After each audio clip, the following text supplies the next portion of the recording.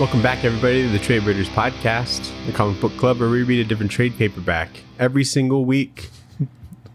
Why are you enunciating so much? I'm Daniel. You are Nathan. And this is NPR. We are brothers. We're about to listen to some smooth jazz.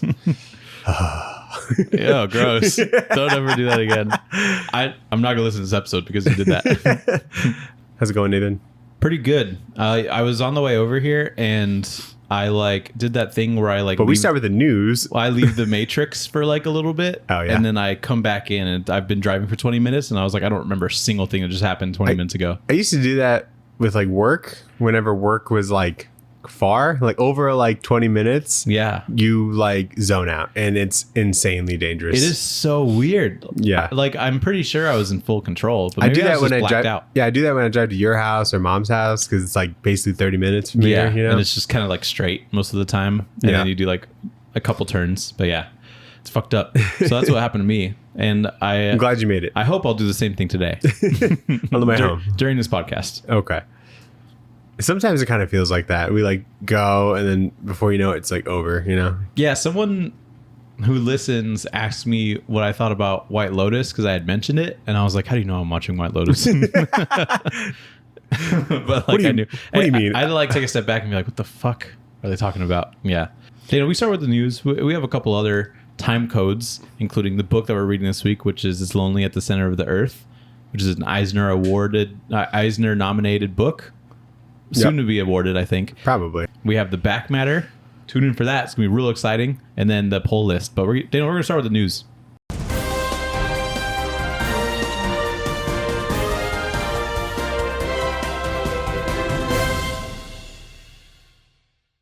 Nathan, lots of news. Image Good.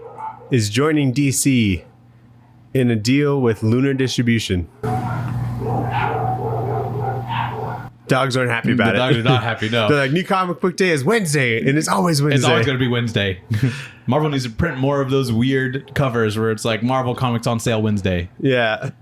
So. Yeah, that's... they're still going to be with Diamond. Really? I didn't read that kind deeply. But yeah, they're going with Penguin Random House. No, wait. Lunar, sorry. But yeah, that's kind of crazy. So their books will be available on Tuesdays. And so it's basically just Marvel and then other indie publishers that are on Diamond still. But I'm still going to go on Wednesday, because I want to get everything. Yeah. If anything, yeah. If Marvel goes... Even if Marvel did go Tuesday, it's still there's Boom still and Dark Horse. Dark Horse, Boom, yeah, all that shit I'm reading. So yeah, we've kind of tough. Expanded our horizons. Yeah, I'm just gonna keep it to Wednesday just because that's easier. I'm gonna stick to Saturdays still probably. Yeah, see, that's even better for you. Doesn't affect me, but I thought it was interesting. Yeah, I thought that was crazy. Yeah, the big news, very exciting. What's going on? We're getting a Bullet Train 2. I did hear about that. That's Brad crazy. Brad Pitt's going on another bullet train. He's going on a train.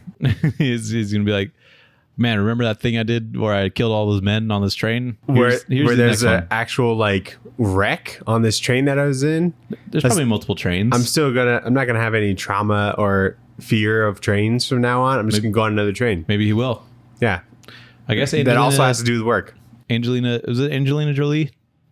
Uh-huh. That was who showed up at the end? Oh, Sandra Bullock, maybe? Sandra Bullock. Yeah. That'd be wild if it's Angelina Jolie. I get those two mixed up. So they're one and the same for me. Probably. Okay. What was the last thing Angelina Jolie was in?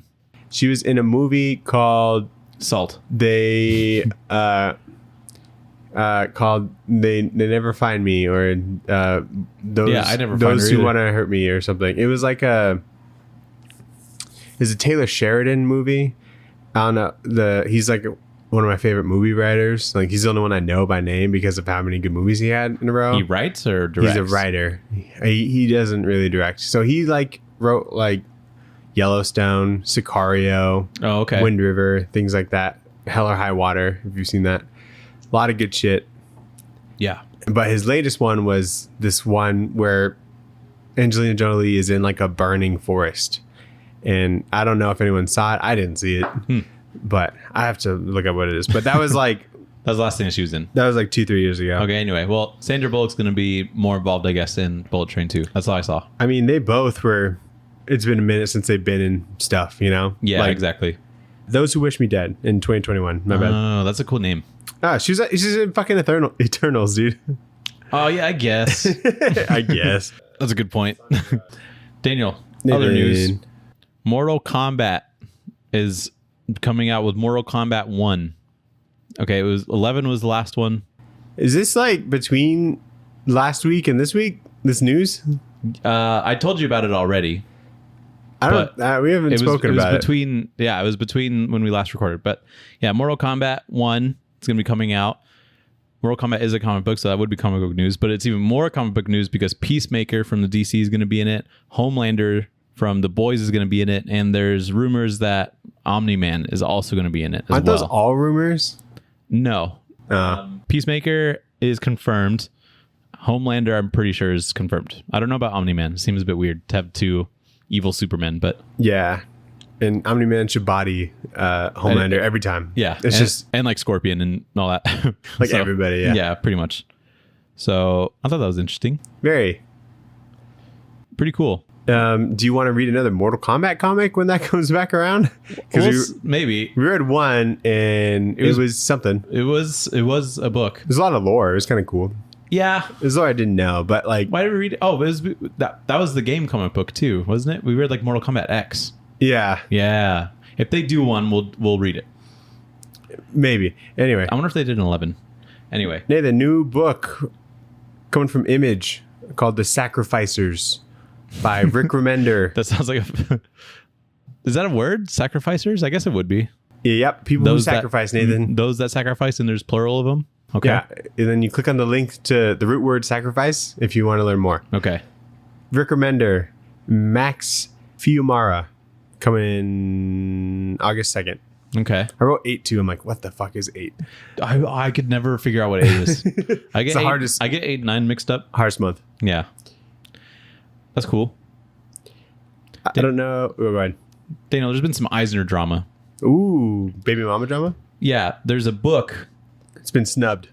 No. I'm trying to... Okay, so the book is called Francis Rothbart, and there's like a subtitle thing. It's really long. And it's from Fantagraphics. The author or creator of the comic is named Thomas Woodruff. And when that was announced in the Eisners, there was a lot of people that went to SVA, whatever that means, some sort of art school, that came out and they were like, this dude hates comics. Like, he would specifically try and get people to not make comic books. And it's like people that are in the industry today. Like Jen Bartel took his class and like she almost quit because of him. Oh, so the guy who wrote this book, he's a teacher. He's a teacher at SVA. He made a comic book. What's he teach? I don't know, the art. Comics? Oh, okay. So, not comics, but it like some sort of art class, and he was like, comics suck, they're not art. My friend took make them. Like a graphic novel course at some college he went to. I'm like, what? I would like to just figure out like what time that happens and then like just sit in. Just go. Yeah, it's like a podcast. Live podcast. But yeah, apparently this guy was like super shitty. Now he like made a book, which is pretty hypocritical, I guess. And now he's getting an Eisner nomination for it. And so a bunch of people came out. I just thought it was interesting. So because there's so many people. That means everyone who like votes will probably like vote against him so he doesn't win. Yeah, I bet he made it in like out of spite, like being like anyone could do this or some shit. He probably did it to be like, well, let me make it so that it's good. And I saw a couple pages and it's pretty solid because it's not like panels. It's just like every page is kind of like a splash, but there's like panels in the environment or whatever. Okay. It seems okay, but did he do the art? Yeah. Oh. Other people I saw complain. Durf. I follow him on Twitter now. He's the guy that made My Friend Dahmer. Yeah. He was also chiming in, but I thought Jen Bartel was crazy. That's a big one. Like I was like, yeah, that's a huge one. Imagine she just like stopped making comics because of this guy. Right. Imagine how people he made, like he quit. He made that we could have loved. Yeah, exactly. So I just thought it was interesting. That is very interesting. And then Fantagraphics and Thomas Woodruff came out with a statement. Did not even acknowledge anything about that at all. I can't even remember what the statement was because it was just nothing. Oh, we're so excited about the Eisners. We make books. Yeah, it was like the article was like Fantagraphics and Thomas Woodruff respond. Fight back. Apparently he sucks. People are comparing him to the guy from Whiplash, which which I think is funny. But at least J.K. he likes. Rowling? Did you say Or no, J.K. Rowling? J.K. Simmons. J.K. Simmons, yeah. But at least J.K. Simmons' character likes jazz. You know, this is a guy that would be like that guy, but he's trying to get people to stop doing jazz. Yeah, because he hates jazz, kind of deal. But anyway, I thought that was interesting. Very interesting. Yeah, Nathan, I don't know if we've talked about this before, but I listened to a podcast with Ram V. Oh, cool. He's on Off Panel this last week. Very cool. He's talking about his new book, Rare Flavors, that is with his Layla Starr collaborator, Felipe Andrade. Ooh. Coming August 16th from Boom. This is amazing news. It's great to hear. Was Layla Starr from Boom as well? Yes. Oh, all good news. And keep all the variables the same and just do more. That's what I say. Yeah.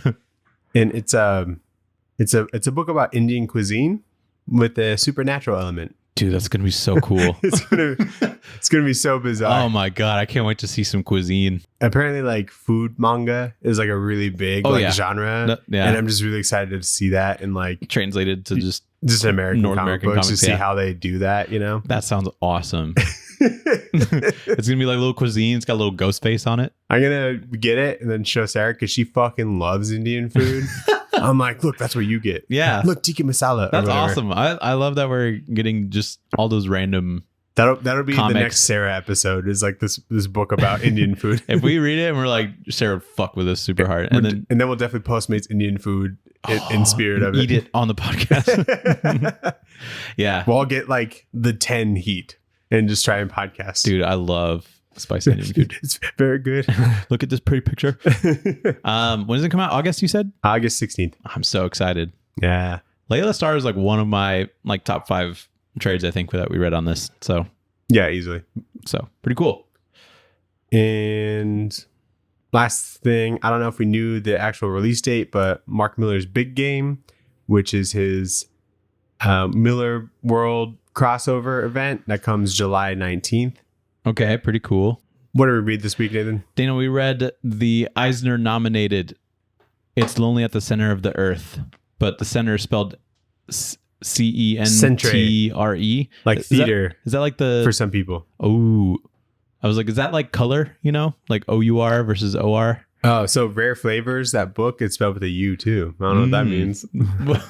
What do you mean? I don't know what that means. Or did you said color? Like, I said color, but flavor is the same way. I think OUR. It's like flavor, but fancy, you know? But like flavor hour. I don't know the reasoning for her spelling it like that. Because English sucks, you know? Anyway. She lives in London. If I see her, I'll ask. Okay, yeah. Like, am I just a dumb American? I don't know, like, what this, the play on title. Yeah, exactly. But by Zoe Thorogood. And she did everything herself, I'm pretty sure. Yep. She got nominated for Best Writer Artist for this book. That seems pretty apt. Yeah. What'd you think? It's an autobiographic novel. That's such a sick little, like, whatever that is, the subtitle thing. Yeah. Amazing. So funny. I can't believe she was the first to do it. It's right there. It's right there. You can just get it. Stupid. Yeah. It's probably like just a couple pages in. Mm-hmm. I'm like, this is probably one of the most like unique comics I've ever read. 100%. I had a lot of fun with this. I liked it a lot. A lot of the themes, the storytelling was bizarre. Yeah. A lot of like art styles, which is really fun. Mm-hmm. Like they're so consistent too. Like she switches between like a couple different art styles and they're all like really good. Yeah. And you like know kind of what each one kind of represents, you know? Mm-hmm. And it's very like pretty down to earth kind of thing. And it's on like a topic that I think isn't really talked about a lot in comics, you know? So it's pretty refreshing to see, especially in this kind of light, you know, something that's like coming out through image and has a lot of attention and things like that. Yeah. And I think it's the themes that are discussed, which is like a lot of depression and like suicide, is articulated so well. Yeah. Like whatever with what she like writes down and how she chooses to represent some of those things is really, really strong. Yeah. And I feel like after reading this, you almost feel like you know her, you know? Yeah. I feel so parasocial right now. Right. I'm like, oh yeah, me and Zoe, we're homies. Of course. Yeah. Loves a coffee. Yeah. Loves. Yeah, exactly. Latte with oat milk or whatever. Mm-hmm. And I just like that she has like this cast of alter ego like characters that are all Zoe, but she's like feeling at like different times, and I think that that's like a pretty fun element of the book. What is kind of like a very, I don't know, it's kind of an obvious thing, but what you kind of realize is that she obviously isn't like drawing everything that happens to her like the day it happens or whatever. Yeah. But it feels like she is, you know, like the book starts and it's her making a book, which is this book. Yeah. And then it ends when she finishes the book. It's so incredibly meta. Yeah. I could see like why the Eisners would be like, this is a comic book right here, you know, because it's just like about comics. The Oscars would eat this up, you know, if it was public a movie. domain about comic books, a comic book about comic books, essentially. Yeah, as if like it was about like Chip Zdarsky's life or something, you know? Yeah, exactly. And so it feels like something that might have been done before, but like I don't know. I can't say that it has. Surely wouldn't be as good as this. No. I feel like, because I really enjoyed it. It was like as soon as I was like in the thick of it, I just like couldn't put it down. It doesn't drag at all. No, it doesn't. It keeps it fresh. There's things that happened in this book that I've never seen in a comic book before. And there's like specifically two things which I thought were really creative, and it's just, yeah, it doesn't drag. I like lost sleep. I was like reading this and I was like, I just wanted to keep going, you know? Yeah. So it was super cool. So let's get into it. Alrighty. So issue 1. It starts with a bombshell saying that like, she like compares it to like, oh, if this was a movie, it would be like this. It would have a nice hot protagonist and an audience that would probably feel fine at the end when they leave.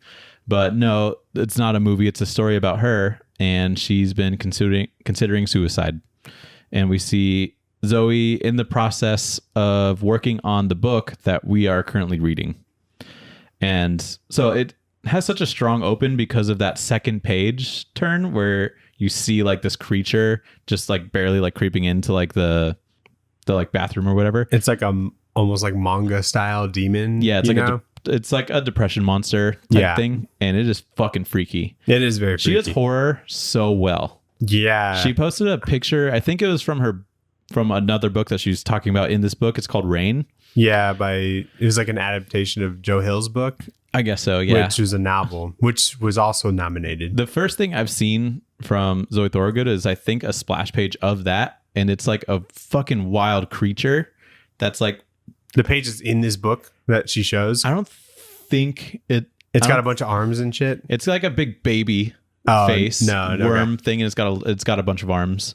But no, I like saw that and I was like, this is fucked up. And I'm like, I just clicked on the profile. And then I saw Billy Scott. I saw her book, Billy Scott, which she talks about in this book a lot because it was the book that she did before this. Yeah. And that's how I got on the Zoe Thorogood train. So I think I just like followed her on Twitter because she had like funny tweets. Yeah. And I think I knew that she was like a comic creator, but like I didn't really look into what she's done. Mm-hmm. I guess I maybe looked at like her bio and there might have been a couple things listed, but I'm like, I don't know what that is, and just kind of moved on. Yeah. But then this came out and everyone was like posting about it. She's like retweeting a lot of the things that she saw. Yeah. I'm like, oh, good for her. That's awesome. Yeah. I remember seeing that too. And I was like, it's probably pretty good. Yeah. It's, big vouch for Billy Scott, but I was like, if it's anything like that, it'll be pretty good.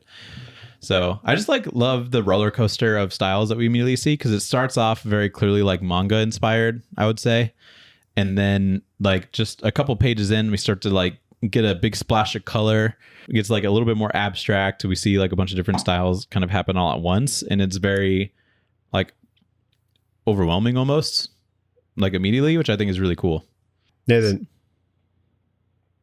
do you know who this is? That is Saitama. Good. Just checking. From One Punch Man. She's got a One Punch Man mug. She does. And like she has one of the alter egos when she's like feeling pretty mellow, I think, or just like, I don't know. I guess mellow is the best way to put it. With her hair or without it? No, with the bald one. That's like, I think that's like her awkward, cringy self where she feels like uncomfortable. Yeah. And that I think was inspired from Saitama, which I think is really fun ish. Oh, okay. I didn't even think about it. Yeah. I guess so. Because we see the Saitama thing and then like a couple pages later, it's like something very similar. Mm-hmm. And so that's what I just think. But yeah, I like that version of that character. And so Zoe's doing an interview and she's like talking to the audience, but really to herself about her experiences. and to talk about like going to America for like her first convention.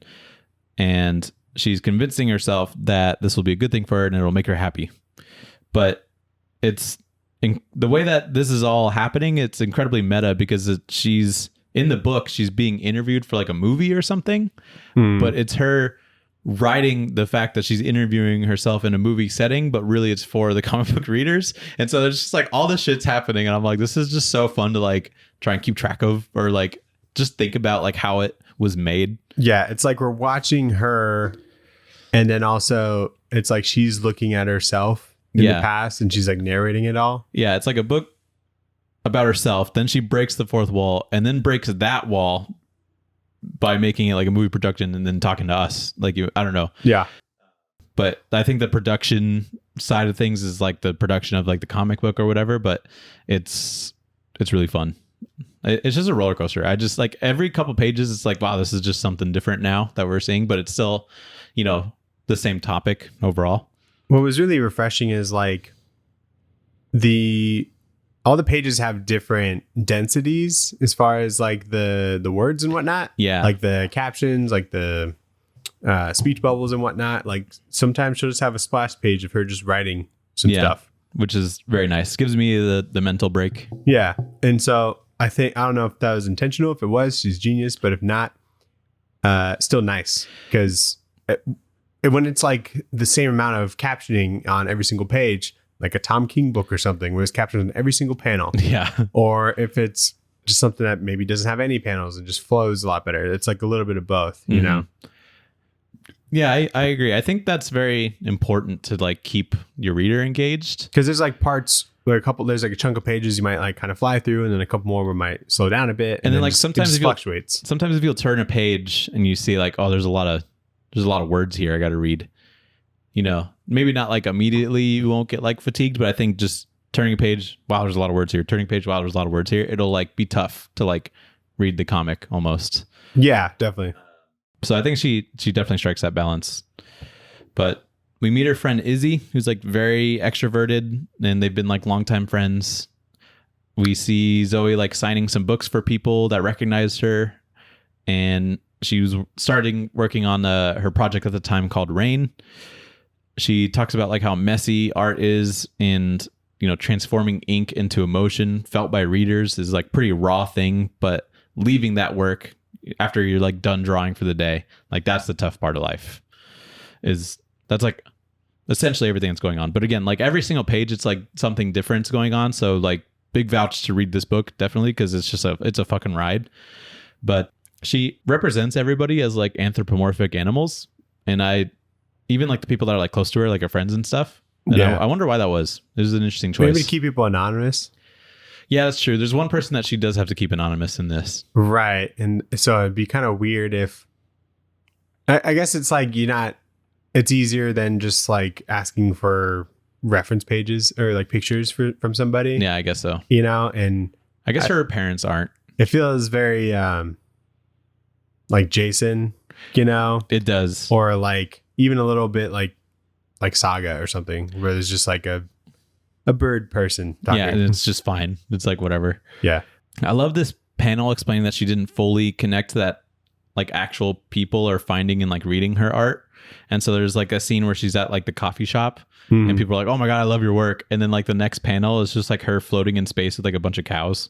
And I just think that shit's so funny because she was like so taken back. So she's like, I don't know what's happening right now. And she chooses to represent that by floating in space with cows. And I thought it was really funny. Yeah. Because like for her, it's like I imagine she just like makes something, puts it out. Pretty disconnected. You might get metrics. You might get like a couple of tweets or whatever. Yeah, some impressions. But like when that like comes around to where like you're recognized for that in the flesh, you meet someone who likes the thing, you know? Yeah, and they just come up and talk to you because she's very antisocial. And so yeah, whenever that happens, her brain I think just gets overloaded. Yeah. Which same. I would be the same way. We get a cool zombie video game page. Yeah, she's really good at pixel art even. Like what the fuck? Yeah. You gotta choose something to be bad at. I was please. like, what video game is this? It looks fun. It does look Zombies like fun. and stuff. Gotta download it. Zombies and stuff, the video game. But yeah, like truly like every page is kind of something to marvel at. And it kind of just shows her range. So It's pretty cool. So yeah, that's kind of like the first issue. There's not really like issues, but there's page breaks, and so I really like this one with like, it's just like a little doodle of like a guy skating. There was I broke it up into 2 parts because right in the middle, she just like restarts or something. I loved that. I thought that was so funny. We see the cover again. We'll get to it, but like that's how I broke it up. Okay, yeah. There's like just random page breaks in there, but yeah. So Zoe finds a dog being abused physically, and she feels guilty about doing nothing about it, which reminds her of feeling powerless and getting bullied as like a child. She attends an Image Comics creator panel and is told by a comic book creator named Kieran, I think Kieran Gillen, That'd be something. that she is the future of comics, and she rides that high for a while. Because like at that time, that was like Wicked and Divine, Yeah, probably. which would be pretty cool, I imagine. Yeah, which I like what she takes from that, because what he says is like, not to scare you, but as a future of comics, people will be looking to see what you do. And there's this like page where she was like, I have a future. And it's just like, a picture of like some little like baby. I assume it's her probably. I don't know. But I just thought that shit was so funny. Yeah. Something that I thought was like pretty like powerful, I guess, is how she like represents like anxiety when she gets that. And it's represented as like worms under her skin. I fucking hate that. But that's how anxiety feels. It's supposed to, it's supposed to be very uncomfortable to look at. Right. And there's one panel that made me like wince. I was like, that's fucking gross. And I'll point it out when we get there, but okay. It's like with that same concept, but it's just like the way that she drew it, it just made me fucking cringe. But yeah, it like there's like worms under her skin that make her feel nervous about like any sort of social situation that she has to handle. Yeah. And God, is fucked up. But then COVID happens, and she's stuck at home in very non-social settings for 3 years, and kind of just like loses the plot of this book that she's trying to write, not being able to like fly out to America and, do that stuff. So it then turns into a bunch of like text messages about an embarrassing story that she, had one time. And Zoe then gives us a few blank pages to make our own comic book. It's Only at the Center of the Earth. And so she gives us 2 pages. And that's some shit I've never seen. I've never read a comic book and been told to like make a comic book right now. Yeah. So I thought that shit was crazy. Like it's crazy. And there's I just really love this like double page splash thing where it's like that depression monster who's like really gotten big now because of like COVID and stuff. And it's like trying to like punch at her or like punch her into a void. This like whole metaphor for like a void or whatever. I don't know. It just looks really sick. So after we're supposed to make our own comic book, I just realized I should have like screenshotted it and then like drawn over like that like blank page and made my own comic book. I don't even know what it'd be about. You still have time. Like you could do that and then send it to me. We both do a page. Oh yeah. Or a splash page? We should both do our own 2 pages. Okay. Actually, no. And then we'll post them. We could post them, and then we could also like put them in the video, like when we're talking about it. Yeah. Put a poll on Twitter. Whose page is better? Who's better? Who'd win the Eisner? I don't know what to even like. Would it be me to win the Eisner, Daniel that wins the Eisner, or Zoe Thorogood? Those are 3 options. We just swoop in. Yeah. we get invitations and like the award for best writer artist goes to Tradewaiters. It's Only at the Center of the Earth to the Tradewaiters. Yeah. Like so he stands up for something. She's like, no. Ooh. Okay. Yeah. All right. So there's like a crazy scene where there's a head teacher at a school that tells a young Zoe that teenage girl suicide is inevitable and it's statistics, which is fucked up. And then we see Zoe having trouble connecting with her parents because of her depression that she like tries to hide. But that is a insane page, like in this crazy like cold take from like this head teacher. I like how the depression monster is like he's like on the back of the car, yeah, for the vacation. It is kind of silly. But I really like this metaphor that she puts on for like video game stealth meters, for like how she can tell when Zoe's parents like are kind of suspecting that her like depression is there, and like her parents' demeanor changes when they suspect like there's depression in Zoe. Mm-hmm. So she'll like say something and then like their little bar will go up above their head and, you know, change their body language a little bit. I thought that was a cool indication, because I'm sure people will like do that kind of deal. Be like, do they know? You know, but because depression's so hard to talk about, I feel like. But Zoe used to work in an egg farm, dealing with like a bunch of chicken corpses for a little bit. She wouldn't kill them, like she'd just pick them up if they died. There was like chickens that would die because of the conditions that they were in, and she'd just have to like pick them up so that the other chickens don't eat them. But if you pick them up and they're not dead, then they just start like They're moving. like, oh, okay, my bad. Like, go. But while she was doing her job, she like listened to stories or, you know, audiobooks, whatever it was, and she would like draw the protagonists at home. And you know, while Zoe's visiting her parents, she would fight. She had a fight with her parents about being like too quiet, not being able to connect very well while she's like visiting, and explains that her mom had her own depression monster type thing, but she would thwart that by focusing on like raising her kids. Yeah. So she would like hyper focus in that. She struggled with that. And probably one of my like favorite panels is like where it says like a responsibility and love that was stronger than her monster. Yeah. I was like, damn. And like I like this page turn where she was like fighting with her mom and like the depression monster's like there, and then you turn the page and it's like, boom, bitch, your mom also has depression. Yeah. Which is because it's like it's it can be inherited kind of thing, you know. Well, like it's very sad because like they both kind of just want to connect. Yeah. They just don't really know how to, and they're like, you know, that mental blocker is there for them, which is kind of like very dramatic. So Zoe does like an interview, but she has a hard time articulating her character Billy Scott's like differences from like herself, and so she hates doing interviews, I guess. And then we run into the dog that's getting abused again, and she's scared but reports it to the police, who say that they can't really do anything about it. And so she just nothing really happened there. It seems weird. Like it would be kind of weird if you were like with Billy Scott, how I guess, or even with this, if she's being interviewed about something that's like so personal and she just like kind of opened up like so much about like herself and this sort of thing, and then someone just like asking about that. Yeah, and be like, so like where does you know, how are you similar to that character that you probably based kind of on yourself? It'd just be like awkward, be like, I don't know what to say to that. Yeah, and that's like an impossible question to answer, kind of. Good book though. Good book. So Zoe's alter egos all start talking, wanting to start this book again. So she like gains motivation to like get herself out there for once, and, you know, doing a convention and then going to America to meet this boy that she's been talking to overseas. And so the book just like restarts, which is crazy. Like it's the cover. It's Lonely at the Center of the Earth. She realized that it's like got the like book can be whatever she wants it to be, because like these like characters are like in the book, and those people in the book can control what's happening. Yeah, and I like that this metaphor where she like puts herself on like the theater stage, and I think it's funny that she voluntarily like makes it an empty theater so that she doesn't have to draw a crowd. Yeah, I thought that was clever.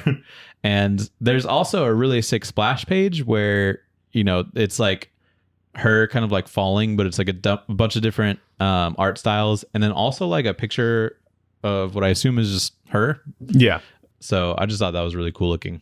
And yeah, I never thought I'd read a book where they just like restart halfway through, but I've never seen that before. It even goes like to like the copyright like section and stuff. Yeah, as well, which I think is really funny. But yeah, we just like restart. And so yeah, Zoe goes to a convention to find more people like her, but she brings her friend Izzy for emotional and like social support. But she's still like freaked out by the whole thing, tries to like hype herself up to like actually do this. And she like thinks about it in the tub, which is where I have like my least favorite panel of like the whole thing, where like she's taking the worms out of her arm, or like the worms are like coming out of her arm, and it's fucking disgusting. And like there's like a first person view of like the worms kind of like in her arms. Yeah. And yeah, it's just awful. And there's like little like craters left. Oh yeah, dude. We love it. It's so gross. So the night before the con, her friend Izzy gets super drunk, and Zoe finds her passed out drunk. So Izzy's like super sick the next day, so she can't go help her. And she's like, God damn it, I need you. So Zoe sets up the con for the next day and is surprised the day of the con later that Izzy has traveled to go see her and tackle the con with her, and helps Zoe get through it. There's a really funny splash page where she's just like sitting and like taking care of her friend Izzy while she's like on the floor. Her like ass cheeks are out because she was so drunk. And there's like a quote from Image Comics where it says poignant and thought provoking. Yeah. Which I thought was really funny. And then like there's like a callback to it later where she like they make up, and then like she's like, when you put me in your comic, can you have my ass cheeks out? Yeah, which is cool. And the con experience here feels pretty accurate too. Like there's like a lot of different interactions that I assume a bunch of comic book people go through, and they seem pretty well represented here. But my favorite is like this little frog kid who like comes up and he's like, draw a picture. And he like is forcing like different people to like draw pictures for him. I think it's cute. I'm like, can I get away with that as a 27-year-old man? As an adult man, forcing people to like draw stuff for you. You just go up to like David Finch. Yeah, exactly. Next week, and you're like, draw a picture. So she finishes the con. She goes back home and gets ready to fly to America and meet this guy that's also like an artist. That's how they met initially. The problem is, though, that Zoe's preparing to fall in love, and she's already told him that she's not going to fall in love with him, kind of deal. But she seems like pretty empowered by the journey, and she ends up making it to America. I like how she portrays like kind of the excitement of like gearing up for travel. Like she's like at the airport on like the walking sidewalk thing, and she's kind of like dancing or whatever. She's like kind of excited for the trip. Oh, I didn't realize that's what that was. Yeah. Real quick. So she takes the train, from her place to the airport, right? Yeah. And then the stop is like now arriving at Heathrow Terminals 2, 3, and 5. Yeah. And then her flight's the next day. Meaning there's hotels at the airport, which is which is genius. I looked it up. There is. Oh yeah, I guess she does stay at a hotel. I'm like, why do we have to like fucking take a cab to some place? We gotta fucking figure it out. Like Uber to like a Marriott or some shit, and then Uber back, rather than like just going downstairs and there's the airport. Yeah, just make it all in one. It's so fucking easy. Yeah, you have to go through TSA to go into your hotel room. We were at this airport. I just don't remember seeing any hotels anywhere. Oh, this is the one in London? Yeah. Heathrow. Oh yeah, we were there. Yeah. I wanted to stay there. We were there for like a little bit, and we had to fucking book it from like one flight to the other. I thought we were gonna leave one of our people behind. Was it me and you who like went ahead? You went ahead. Wait, no, maybe you would have left me for dead. Yeah, I was like, they're boarding right now, and I don't see them. And I was in line. And like for the TSA, there's like one person working the TSA thing. They're like, all right, take off your shoes. Because we left early because we were planning on getting fish and chips for everybody. But it was like the opposite direction of where we needed to be. And we had like no time. That was the most stressed I think I've been. I was trying to like stall, You're like act like you have a heart attack or something right at the gate. Like, can I see your ID? Like, ID? My ID? Oh, mine. Yeah. Like from here? For what? What are you going to do with it? Yeah. I have the ticket. Let me get on. Yeah. Is this enough? Yeah. And then I appreciate that. That was around like COVID because you had to get all these like... all the like papers. Yeah. Because like your test or whatever checked and all that shit. And it was a whole deal. Yeah. And you guys were like the last people to get on. You're like rummaging through your bag. You're like, fuck, where's my... I swear I had it. Yeah. It's so embarrassing. And you're like, oh, it's in my pocket as soon as we get there. Yeah. And it even played out even funnier. Like we were in line to like go like check in or whatever. You'd have to like check in, then you can get on or whatever. Yeah. And then the line was like, okay, length. I'm like, all right, we're okay for right now. Mm-hmm. And then another line opens up. They're like, oh, I can get you right here. I'm like, please no. It was just a nightmare. Anyway, back to this. So she gets picked up at the, actually there's a line here that I really like. And she says that she's inconsequentially small to a much larger world and she's like referencing that being like comforting in a way. Because she's like on a flight and seeing like yeah, because she's so like kind of wrapped up in like herself, and so when she's on a flight and she sees like this big old world to explore or whatever, and she gets kind of like really wrapped up, she's like able to experience like this big open world and whatever. I just thought it was really nice. Yeah. But she gets picked up at the airport by this dude, and it starts off kind of awkward, but they just like do drugs and they bang with the pretense of no love. But yeah, it ends up being pretty nice. But I like on the car ride there, she's just like a big worm. She's represented as like a big worm in the car ride. Yeah, I didn't pick up on that. Car rides are just always so awkward, I feel like. Yeah. Just on any like road trip or whatever, especially if it's someone you don't know. Like, especially for Uber. booty call, you know? Yeah, exactly. They're like, what do you talk about? And these pages where they're on drugs is fucking wild. Like the coloring. Yeah, the acid trip. Yeah, the acid trip, the coloring. There's that like Saitama alter ego thing. Like that's there, but it's also just like her actual picture that she's like formed into like that shape, which I think is really funny. Yeah. So that's pretty good. And then like there's the her ex or whatever is like represented as like a cat person. Yeah. And then like in one of these panels, it's just like a photoshopped cat, like a photo of it. And that's really right. funny. Yeah, that's a good one. Yeah, I love that like juxtaposition. It's just so different. So Zoe talks to this dude about how she doesn't really know what like this autobio thing is anymore, like this book. And Zoe tells a story of a time that she saved a kid from killing herself by getting like run over so that she could see her parents in heaven. Because like that Which is day she wild. like learned about heaven. She learned about heaven and like her parents are dead. So she like was trying to kill herself, but I don't think she really understood what was going on. Really. Yeah, not in like a suicidal way. It's like, Yeah, she's like, oh, I'll just like, go see my parents real quick. Yeah. Which is crazy. I can't believe like something like that actually ever happened to her. And also talks about how she was kind of like a kid with complex depressive feelings that she didn't really know how to talk about. But now that she's an adult, it's like all that she talks and thinks about. And so it's just kind of been like this big 180 almost. And so she's just like talking to this dude, this booty call about all this. And then she ends the conversation with like, well, I'm gonna go shit myself, which I thought was really funny. And so this guy's ex is not so happy that Zoe is there, but Zoe meets this dude's kids anyway. Do we know his name? Is it like Jeff or something? I don't think they ever say, really. I don't think they say it either. But Zoe meets his kids anyway, and she starts to feel like even more alone that she doesn't really have anything to resemble this.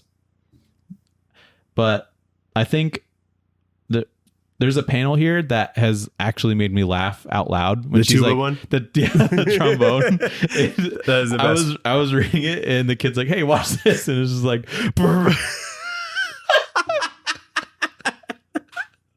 It is so, because that's how it feels. And the noise you just made is what I heard in my head. And like reading it panel to panel is perfect for that. It is actually like probably the most I've ever laughed out loud at like a single joke. Like I'll give a chortle or whatever, but like I saw this and I like actually laughed out loud. It was so impressive. Yeah, because that's how it feels. Anytime there's a kid like playing an instrument, they're like really bad and they're playing it so loud. So I just relate to this so this well. isn't even the tuba. It's like no, it's a tuba, isn't it? No, tuba's like wrap around you. Oh, that's right. It's like trombone. That's not a trombone. What's a trombone? Trombone's like the one that you like push in and out. Whoa.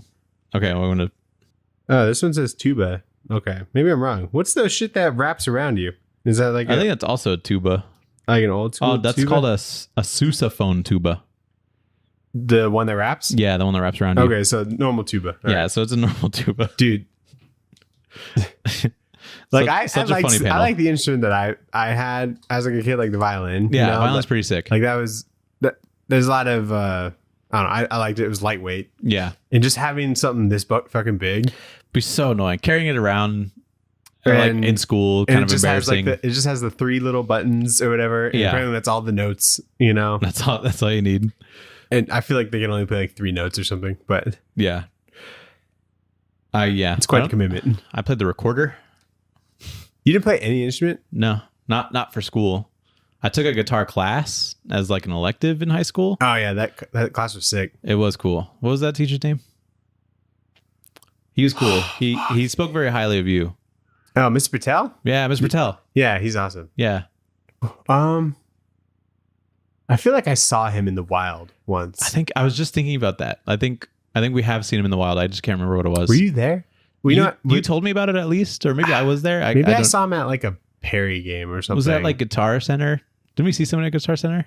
We saw a different teacher though. That'd be fucking something. I think it was Ms. Ock. You only had the first year, right? You didn't take the second one? No. Okay. I took music theory. There was this other dude who was kind of cool, but he was a bit of a bummer. I was his TA, and I had my TA hour like first hour, which was 6. So I was late like every day. Oh, okay. And he had a couch in his office, so I just slept like every day. Oh, that's and he nice. never had anything for me to do. It was awesome. That's dope. Anyway, yeah, Mr. Patel was awesome. Yeah, I teacher. already played guitar, so like It was just pretty I was easy. just showing off. You know, I was a dick in that class. Yeah, you were one of them that like knew how to play the guitar. Trying to learn guitar, and I was just discouraging. And you're like, them. G chord, easy, B minor. So basically, the book ends with her possibly getting an STD from this guy. So they go get tested. Because her ex had an STD and is claiming it was from him. Yeah. And so he's like, you got to go get tested. So they get tested. They go eat pancakes after, which is nice. It definitely settles the sting. You know? Yeah, it does. And then she realizes he thinks this whole thing was like a big mistake and that he can't be with Zoe.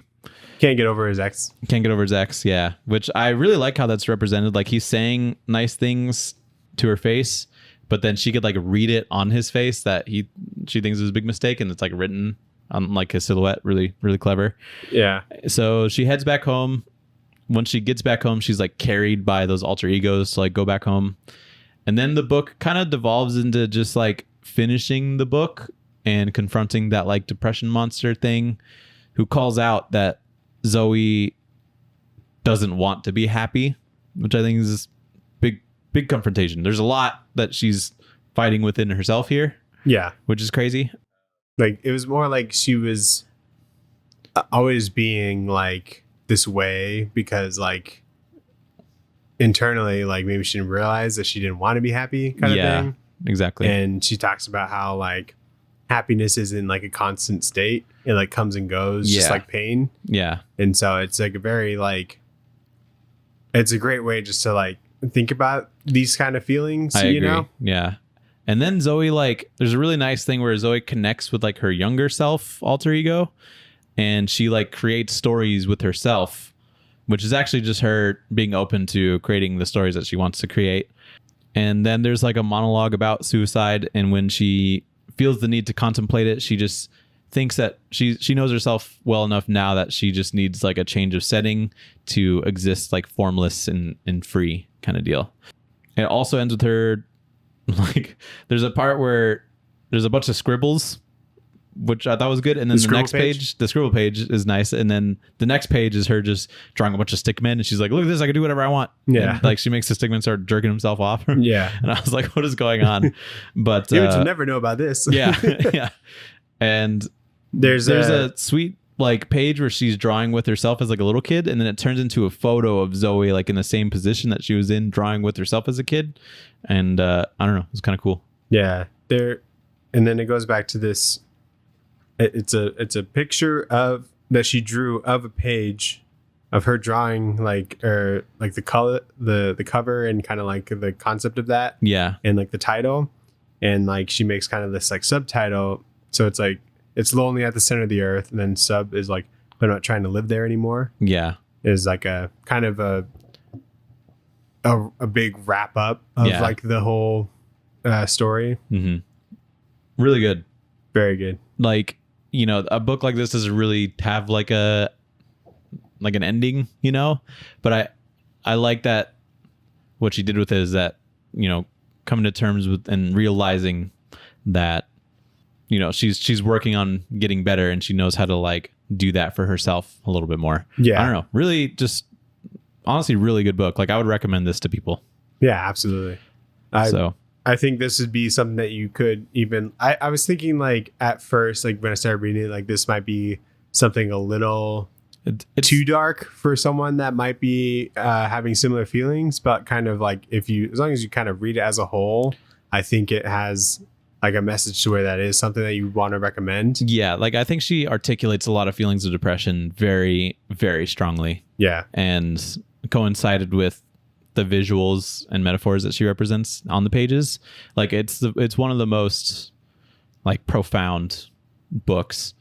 It feels kind of that same level of profoundness as like a COVID story as like the Bo Burnham special, which is just like kind of weird and like all over the place. But like I would say it's like that level of good and talking about like mental illness and stuff as that kind of deal.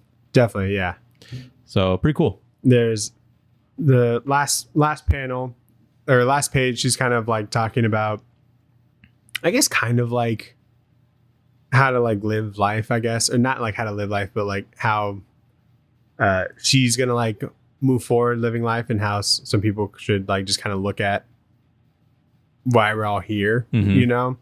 And she acknowledges that the monologue is out of hand, but she's like, if I may leave you with one last thing, it's, and there's a bird like covering the last caption, flying across like the caption, as if you like took a picture at like the worst time. Yeah, I think that's a good way to end it off too, because it's just like it doesn't really matter like what she has to say or whatever. It's just like we take our own takeaways from that. Yeah, I think that was on purpose. Like, yeah, 100%. Yeah, she didn't accidentally draw a pigeon, but there's no back matter, so we're gonna have to skip back matter matters this week. No, Nathan, we're gonna cut everything you just said. So let's get into back matter matters. Let's get into back matter matters because I made the song. We're gonna put it in there. Back matter matters. And so we get 2 blank pages, so you can add more. You can add your own ending. A third page to your own. It's only at the center of the other comic. And then the back cover. The back cover, yeah. So, you know, I feel like not every book has like the back cover in like the digital trade. I feel like a lot of them do. A lot of them do, but not everyone has. And I kind of like the illusion. Yeah, me too. Because I always look at it like when I finish a book. I'm not just like last page and I'm like, all right, if it says the end, I'm not like, all right, well, I don't need to swipe through the rest of these pages. No, it'd be cool if like, I guess sometimes when you read something and then you go to the back cover, there's like something kind of added to it that you'd only really like some sort of reference that you'd only get after you've reading the book. You know? Oh yeah, like a little tidbit or even like a little bit more back matter. Mm-hmm. But the thing with like this book is that there's a need to be back matter because it's kind of all back matter in a way. There's tons of sketches. Wow, that's there's very covers. There's pages from her other books. Yeah, I know. So it's kind of like a character bio. Yeah, 100% is. Oh, the whole thing's a fucking character and bio. she's like talking about making the creator book. bio. Yeah. While she's making the book. The whole book is back matter. The whole book is fucking bad. This is our biggest back matter yet. It's even bigger than the 25th anniversary of Arkham Asylum. Yeah, you're right. This is our biggest back matter 100 book. Pages. Holy shit. And this is 187 or something. We'd like to give the TradeWaiters Award to Biggest Back Matter. Well, we should make it Biggest Back Matter Award. Biggest Back Matter of the year. That should be a new Eisner. It'd be hilarious if someone like just put a shit ton of back matter in order to win the award. That's great. I mean, if it's good back matter, you know, who's to say? We'd love to inspire. Yeah. But yeah, that's a very good point. It's all like that. There's even parts where it's like there's pencils, you know, in here. So I don't know, crazy. What would you rate this book, Daniel? Nathan, I give it I gotta have it, but that's just kind of our normal rating. I'd give it like a pint of Dreyer's mitten chip, but like, and you sit down on your couch, eat the whole thing one sitting, and you watch a movie that just has like a theme that hits like the same emotions that you're feeling that day. You know what I mean? The food ratings are getting out of hand. Now it's like, no. Including experiences. Right. Yeah. Okay. Cause like, so yeah, on a couch, it's like a Saturday night where you're staying in, you know? You ever watch movies like that where it just happens to just kind of be exactly what you need? Yeah. Or like, it's the same like vibe that you're already in. Yeah. Cause sometimes you might be like, kind of mopey, but then you watch something exciting and it kind of changes things. Yeah. Or something that's kind of like consistent. Maybe you're a little bummed and you watch a movie that's a little bit of a bummer. A little bummy. But also kind of good, you know? Yeah. No, 100%. And I think that could be very comforting as well. Yeah. I would give this an Eisner. Oh, that's my new rating. Got I applied. They didn't get me in, but you know what, Zoe? I know you're listening. Oh, we didn't get it? We didn't get it. Did they tell us no? No. I mean, Did we get a rejection email? no, we haven't. We never will. I don't think. But So you did apply though? yeah. Okay. Was it because I reminded you? Yeah. Nice. It's like a Google form. It's really weird. Maybe we just haven't heard yet because we got because the last day to submit is like the 2nd, which is like a week from now. Oh, okay. So They're maybe considering all the applicants, maybe but I'm we'll sure hear- we're at the top. Right. And then Top of the rejections. No, maybe. I like to think of it as every year it's just been like, boom, like we're about to get in, and then it's like sketched or something gets in on top. Is there like a little like comments box so you can type shit in? Yeah. So you should be like year 3 of applying for this. You know? I should do that. Just so that they'll like feel bad. You know how like people Day comment? 1057 of not being in the Eisners. Yeah. You know how like certain TikToks in the comments they'll be like day 57 of asking for this. You Yeah. know? And so I should do that. Yeah, year 3. And I try and make it seem so prestigious and I like bullshit it, but maybe next year I'll be like year 4 of trying to. it's like, what do they want? You know? We are qualified. Yeah. We've never made a comic book, It's not like but we are qualified. right. It's not like we just started a podcast like 3 weeks ago. Yeah. We're elite. I'd say so. We're the Joe Rogan of comic book podcasts. No, dude, that's fucking Word Balloon. Oh, dude, you're right. Yeah, Word Balloon is like fucking. Holy shit, A he is Joe behemoth. Rogan. Yeah. What's his name? Oh, John Suntress. yeah. Yeah, he's Joe Rogan.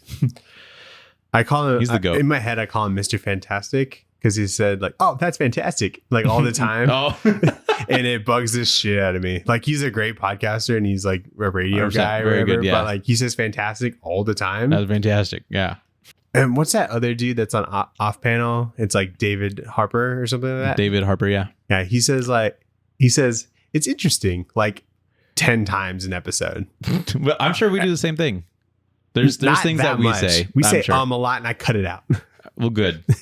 But I'm sure we do the same thing and we just don't realize. I think But- we say Shirley a lot. Oh, really? Yeah. Surely we don't. One episode it was like really bad. I'm like, You're like, am I "What's saying happening?" am I saying it because he's saying it? Did I hear this somewhere else? But yeah, it was like a lot. And it was Wow. like I've never it realized. was like one statement I said Shirley, and the next statement you said Shirley, and it was just like what, I need to cut out this whole thing. We pulled a prank on you for future Daniel. We should have like a word of the day for each episode and just try and shove it in there as much as possible and Yeah. see people pick it up. Daniel, let's get into the poll list. Call in. Shove it in your box. The pull list, what did you shove in your box? Daniel, what was shoved in your box today? So I This didn't go week. to the shop, but I think what's the furthest place from here? Number 13 comes out. Yep. And Doom Patrol number 3 Mm-hmm. I picked up a sick cover. of Doom Patrol. Yeah. It's like a foil variant, but it's just like of Robot Man's face, but like Love it. it's so closed in and like his eyes are just completely like red circles. It You- looks really good. You know, it would be, I thought about this today, like something I would do as a cosplay is Robot Man. Dude, that would be so sick. A 3D printed head and then Okay, just wear well. like a leather jacket. It would be very hot. I know, right? You'd be so hot. I I wonder if I like, could find a Robot Man file. check. But yeah, dude, there's plenty of time. And then just wear pants and boots and stuff. And Yeah, then, just like a leather jacket or Yeah. whatever. Because he has, well, you'd have to do your hands too. Hands would be really tough. that'd be fucking, no, I'm not Robot doing, hands? I'm not doing robot hands. What does he wear? Or maybe like Does some he have sort gloves? no, he has robot hands. Yeah, I was going to say. But like as 3D printed, that's just like brittle, you know? It's just hard to do, yeah. And then connect it together. have all the joints, or maybe just some sort of like thing that just kind of rests on your hands, and then you can still like move your hands under it, you know. Sure. Okay, that'd be, yeah. But you know, I wouldn't like obviously wear it all day, but it would be cool for like a little bit. I feel like I'd have to get like shoulder pads or something to look like as big as he does, Yeah. or maybe like you also do like a chest plate kind of thing, you know, to kind of. His mouth doesn't move, right? It's just kind of like Not in the show. on the no. show. I think in the books it's supposed to. Okay, I think you can make that work. We'll see. Circle back with me on that. Are you currently printing something at the time, or are you past that point? I'm printing shit up until the day, pretty much. Wow. Yeah, but Yeah. So maybe when I get a 3D printer, yeah, if you're going to, If you upgrade, I'll buy yours. Because we're doing this for Halloween too. This was too much work to just wear it for one day, you know? So we're doing it for Halloween, and then Kilala's going to be like Grogu or something. Perfect. Yeah. But I picked up, what's the first place from here? 13, Doom Patrol number 3, Green Arrow number 2. Oh, yeah. And Ambassadors number 5. Ah, fuck. Ambassadors 5. Okay. Yeah. There's always some shit. They are cranking those out. Well, it's 5 different artists. Or 6 different artists. Is this the last one or is there one more? I think there would be one more. Did you even read 4? I read 4 today. Oh, okay. Pretty good. Pretty good. Yeah. I liked the concept of it where it's like, is that Brazil? Yeah. Where they were? Yeah. It was like a priest guy. He didn't even like sign up, but people nominated him. Yeah. Like thousands of people nominated him and he got it. But then he ends up giving it to like this person that feels like she has to join the militia in Brazil to make the community better. You know, Yeah. I thought that was really cool. But apparently he's like still involved as Yeah. well. Olivier is dope. So good. I love how he draws noses for some reason. It's like a little button. Yeah. Yeah. At the end. I know exactly what you're talking about. Noses and lips. They're Yeah. just like, that's how I can identify him, you know, his artwork. Yeah, exactly. And it's great.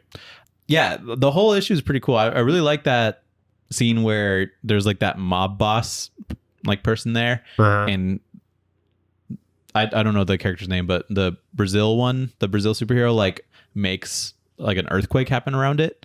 But then like when they run outside, the person's there. I don't know. There's like this weird effect going on in the sky where it's like the shape of like their body in the sky. I don't know. There's like really, really good art in this one. I still don't love that they download their powers, but I'm just going to see what they do with it when they all come together or whatever's going to happen. Yeah. I mean, I guess it is like odd. Mm-hmm. And there's like But- 150. What powers are there? I want to see this list. Surely there's like, I just said surely. God damn it. Right? I assume Surely there's only like 50. I assume, wow, it's really hard not to say Shirley, but I assume there's only like 25 good ones. I hope we didn't like, you remember that episode of like How I Met Your Mother where the glass shatters and now you notice everything? You did just shatter my glass. I hope I didn't do that for like all our listeners and now they'll just hear it in every episode. Yeah. Oh, God. But like if That happened to me with a podcast that I listened to and they pointed out a thing that they say a lot. And now I think about it every single time. Yeah, I've ruined my own podcasts that I like listening to, you know? How I Met But Your Mother. if me and you were just to brainstorm as many powers as we can think of, maybe 50, you know? We get hit 60. All right, bonus episode, All right. guys. We come up with ambassador superpowers for people to download. But like Flight. it's also weird because there would be like obvious ones that people would get. Like bulletproof skin, let's say. Yeah. You'd probably want that. Is it the same as invulnerability Yeah, like is that a different one? or unbreakable?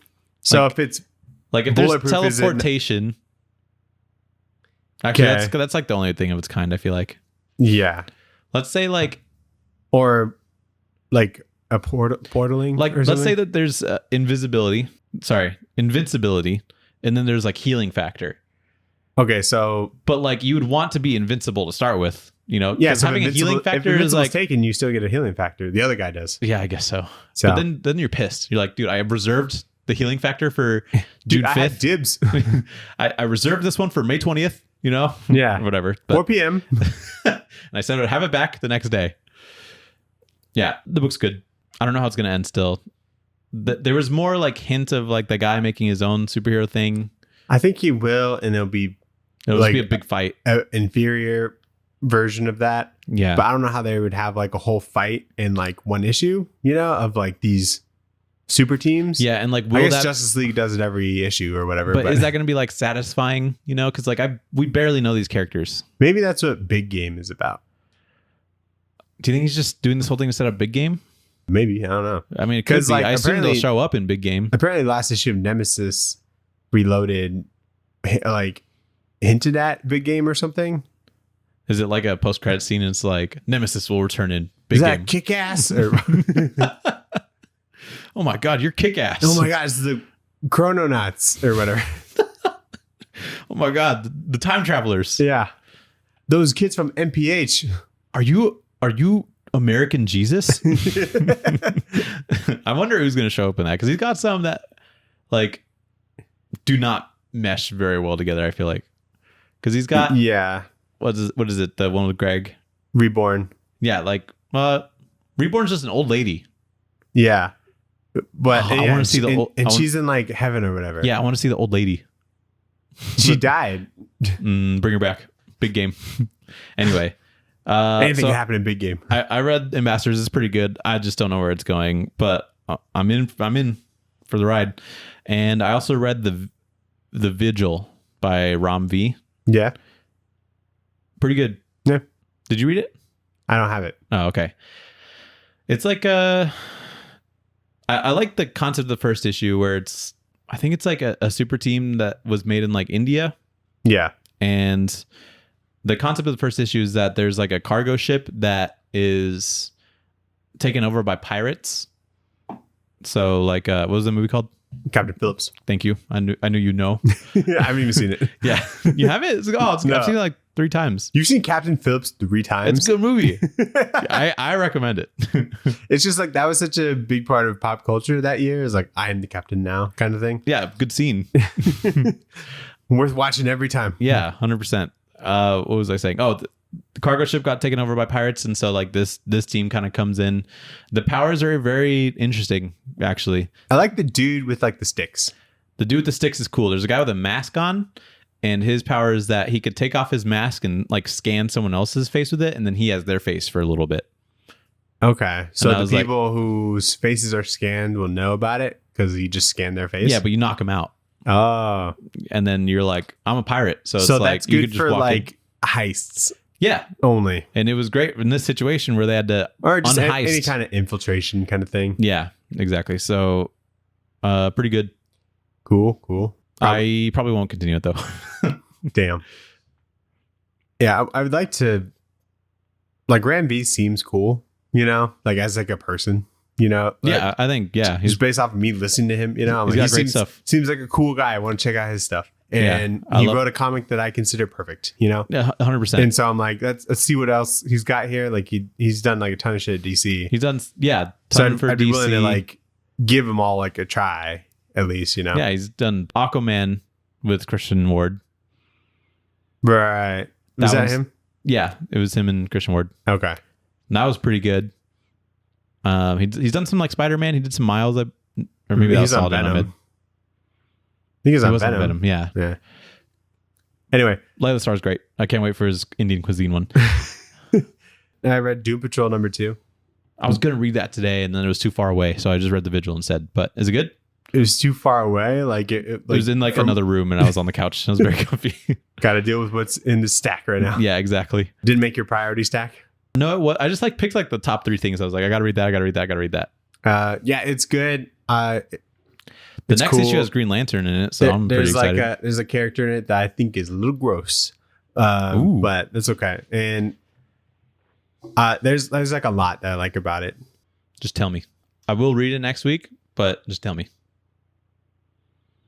So there's like a character that seems really important, but then it turns out that they're not going to be in the story after this issue.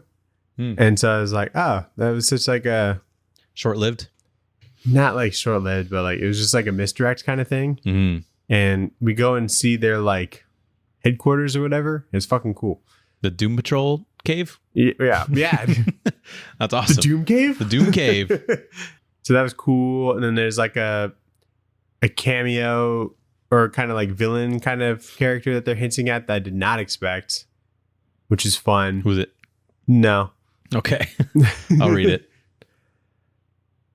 Yeah, pretty good. I can keep buying it. So that's why I put down Doom Patrol 3. Like Yeah. I'm for the stuff that I'm mostly caught up on, I'll like and iffy about, I'll like read. I'm like, am I getting the next one? You know? Yeah, exactly. And so I'm doing that for Dawn of DC stuff. Like, I'm I'll read such the a first sucker for 2. Doom Patrol though. Oh yeah. Did you watch anything?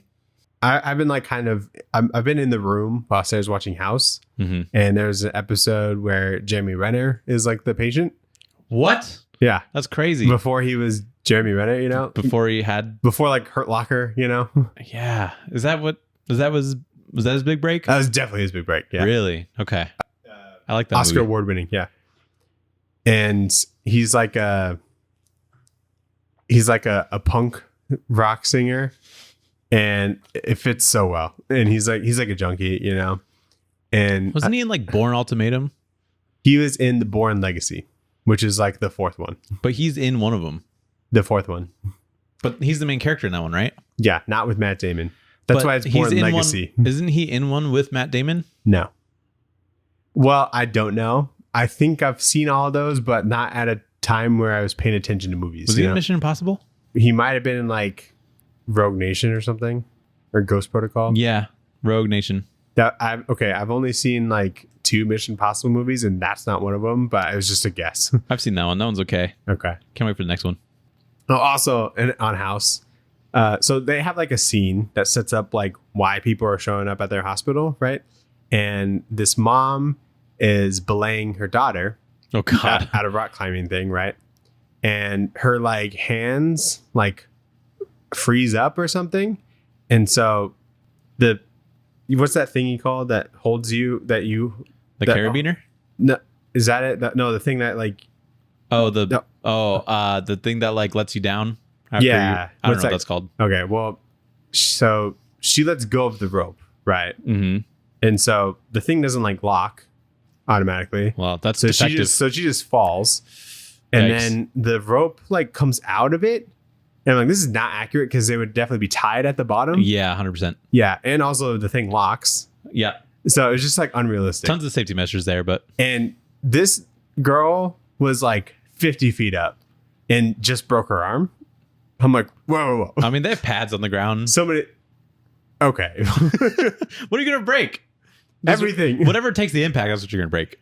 Maybe you'll dislocate your her shoulder. neck? I don't know. Did she fall on her neck? No. Sounds like she fell on her arm. I feel like if you fell on your shoulder really hard, you could break your neck. From the whiplash? Yeah. No, it was a pad. Or whatever. No, pad's all good. Why don't you jump off the top next time you're I up will. there? Take a vid. But that's pretty high. Yeah, so when I was watching that, I was like, this is unrealistic. Yeah.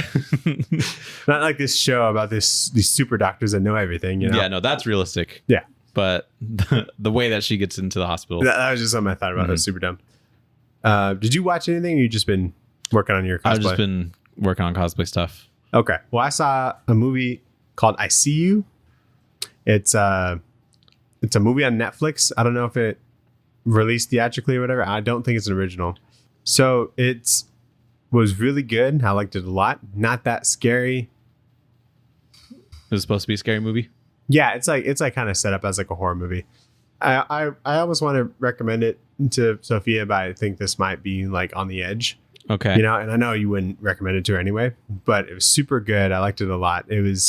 So what happens is like, it's this family in this house, and for the first like 30 minutes to an hour, it's just like them living their lives, and some weird things are happening in the house, you know?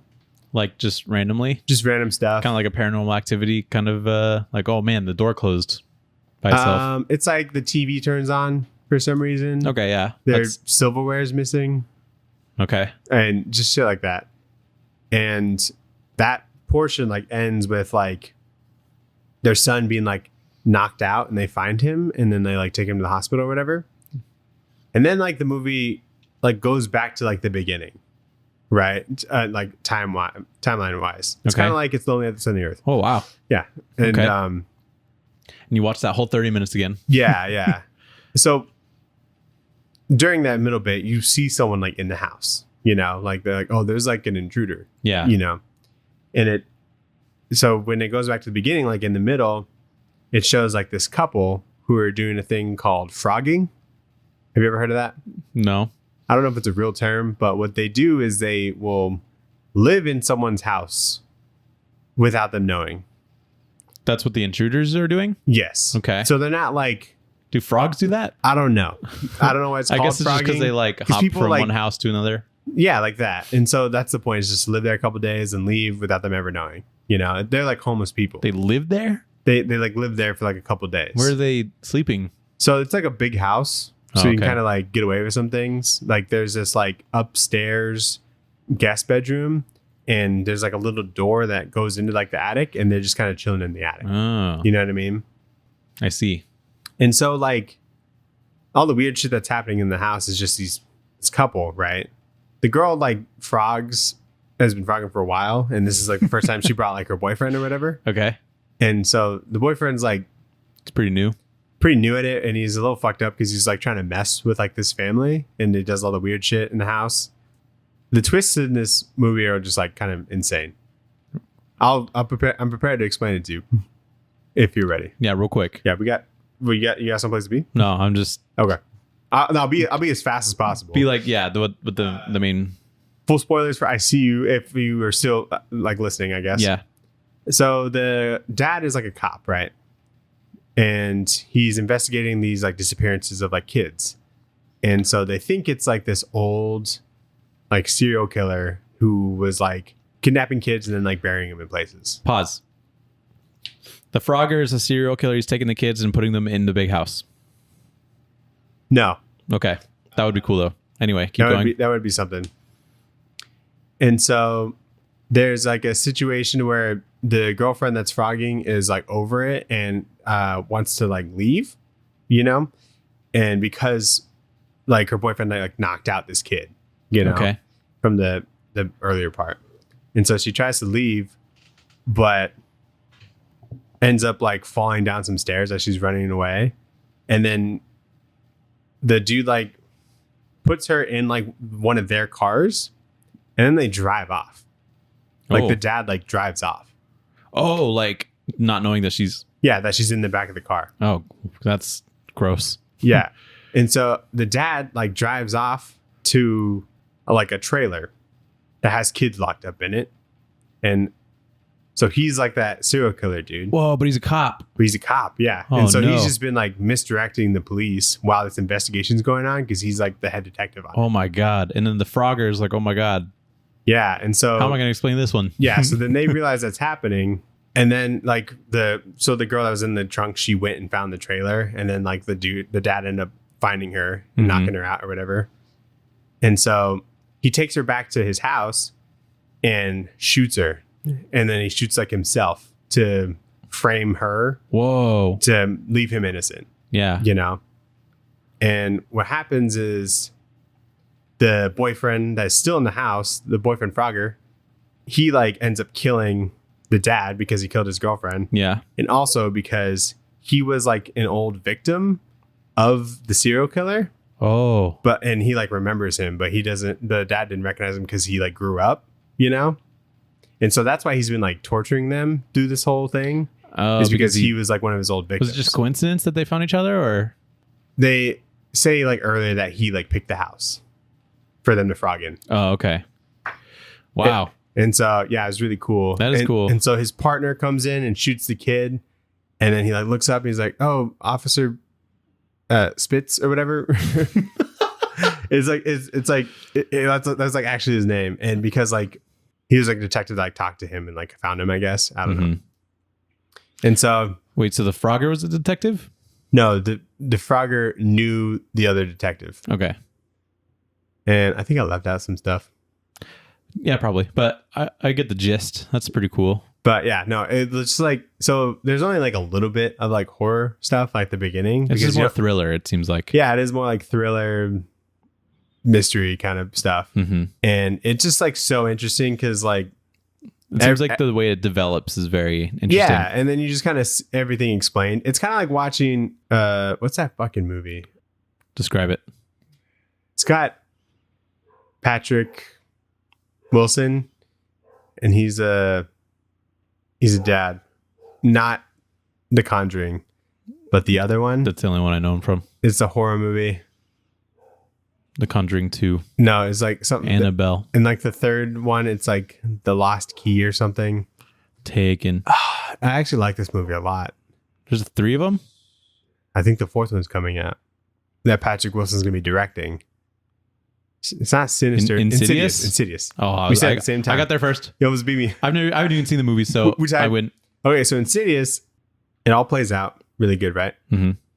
And the second one, the whole sequel, is just kind of re-going through the first one and kind of explaining everything, like what happens. Okay. And so it's like Insidious 1 and 2 in one movie. Okay, cool. You should watch those movies. They're really good. Actually, that's what I've heard. I went with Sophia. It's so hard to like just talk to you about horror movies. I know you'll never watch them. Yeah, I never, because I only watch movies with Sophie and she doesn't want to watch them. But maybe I'll after maybe podcast, we'll have like a movie day. You should like come over. Just go like, watch a movie after like podcast day. Like what? It's only like 9 right now. When do you go to bed? You're gonna be up for a bit. Yeah, I will. Yeah. So you have maybe time, one of these days. You have time to watch a movie. Pick a movie. We'll do one a month. One every 2 months. After the pod.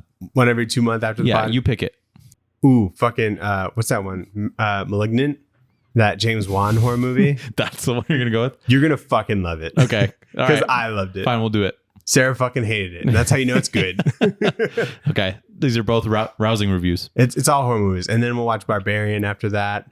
Maybe Terrifier. Just, it's how we feel. Okay. But anyway, They don't have to be horror movies. They'll just be any movie. No, Like, you force me to watch horror movies that you are not allowed to see. Okay.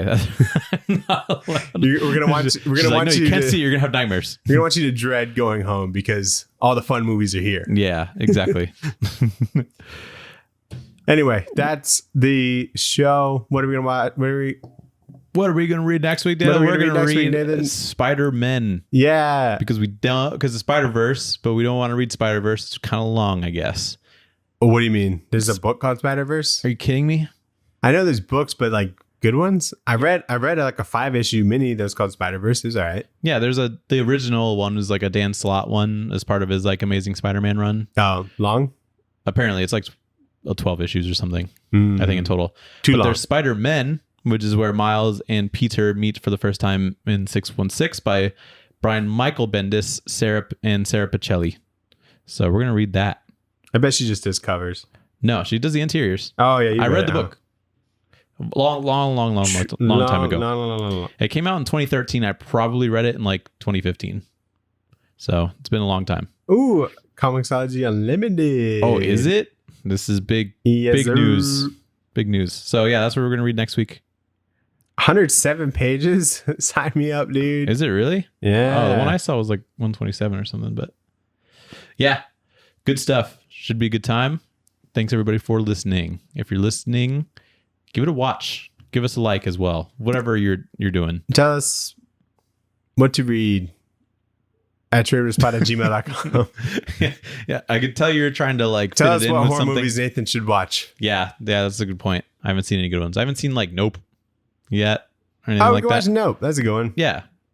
So I'd almost recommend that to Sophia too, but there was like some parts where I like almost shit myself. You know what I mean?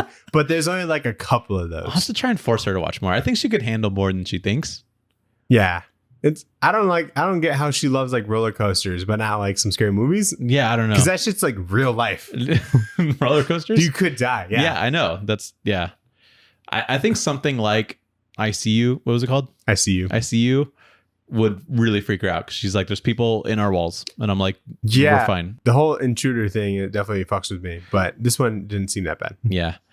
But anyway, thanks for watching. Yep. Bye. Bye.